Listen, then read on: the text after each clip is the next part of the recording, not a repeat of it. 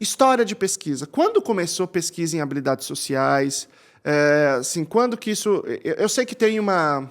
Que tem uma história que tem uma mudança de vocabulário, de enquadramento, de maneira, assim, até nós chegarmos, digamos assim, nesse quadro atual.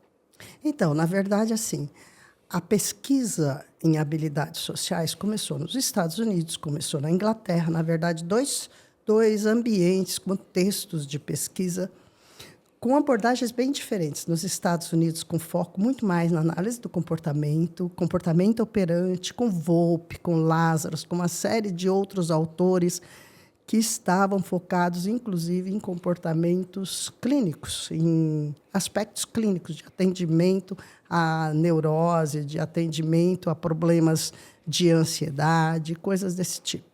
E o Volpe entrou com a ideia de inibição recíproca, com o descondicionamento aí, operante, respondente, um trabalho que foi muito bom, que teve todo um impacto nos Estados Unidos e que continuou gerando adeptos e pesquisas e trabalhos relevantes publicados.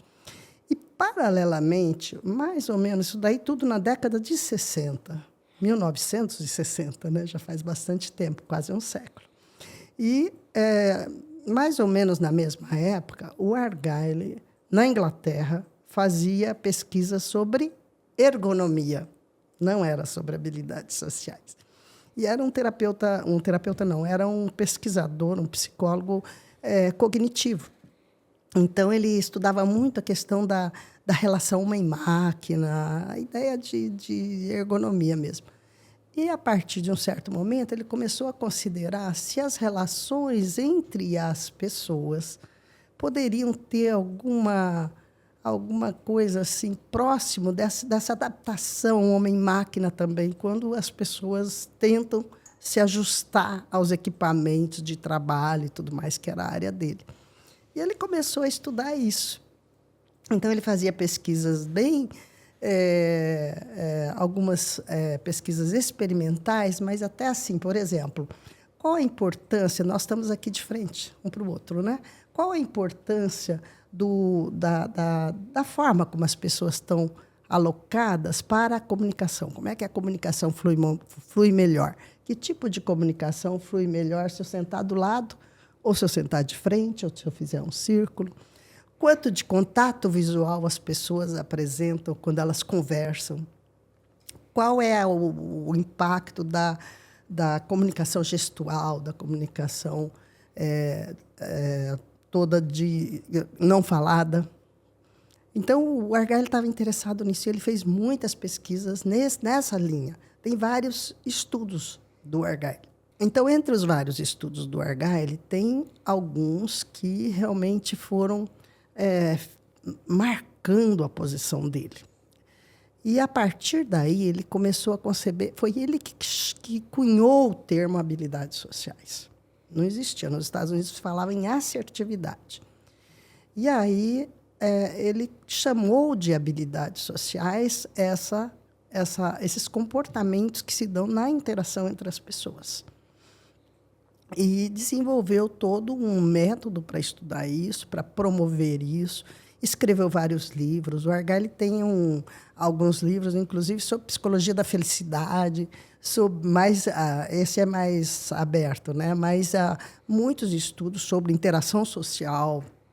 Trabalhava muito a questão da interação social, era o foco dele de estudo.